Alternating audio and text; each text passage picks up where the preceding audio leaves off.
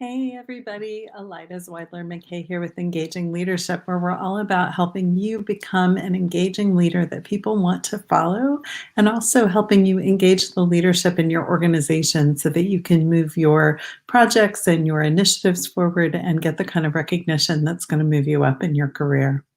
So today I want to talk to you about self-care. It seems like absolutely everybody I talk to these days is completely stressed out. The pandemic is wearing on, and we've hit the 6-month mark and people are exhausted.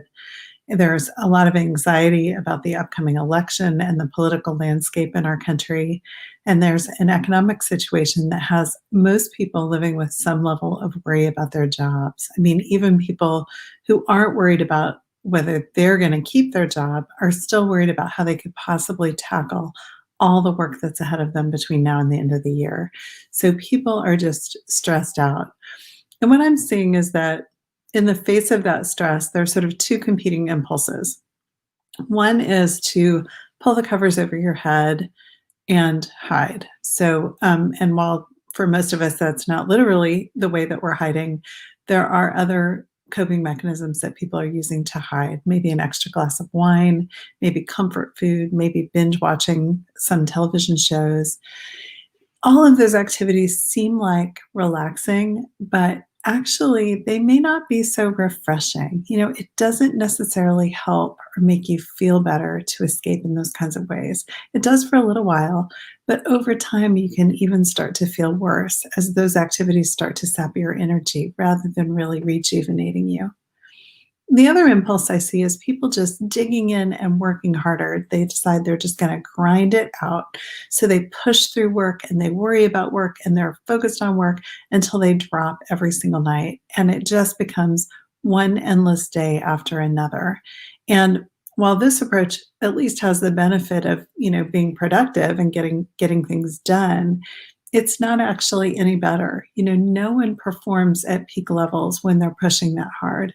The quality of your work starts to go down, not to mention the impact that that can have on your working relationships, as you're grinding it through and not necessarily taking the time or making the time for those connections that you might have with other people, and not even talking about your home relationships and the impact it can have there.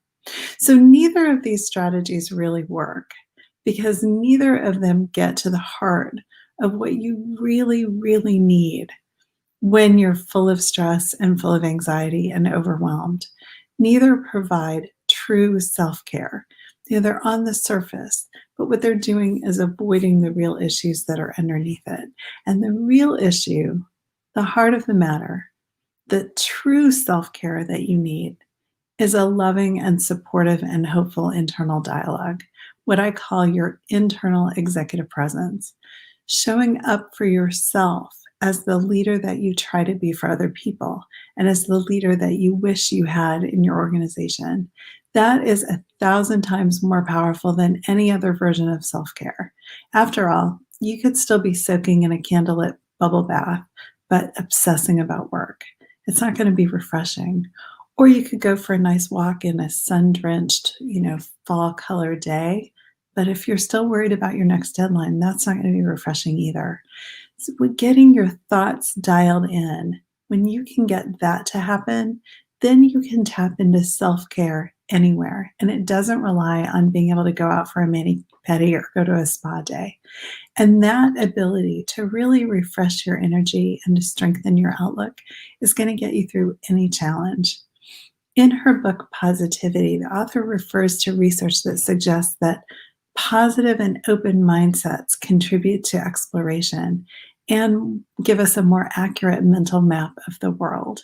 In other words, learning to direct your inner dialogue may be a critical skill to successfully navigating a particularly challenging time. In other words, building that internal dialogue is exactly the self-care you need. Want to learn how to do it? Let's get on the phone. You can book a call with me at zmcoach.net/call. And we'll talk about where you are now and where you want to go in your career and in your mental dialogue. If I can help you shift that around and get you to someplace better, I'm happy to talk with you about what that could look like. Book your call now at zmcoach.net/call. Take care.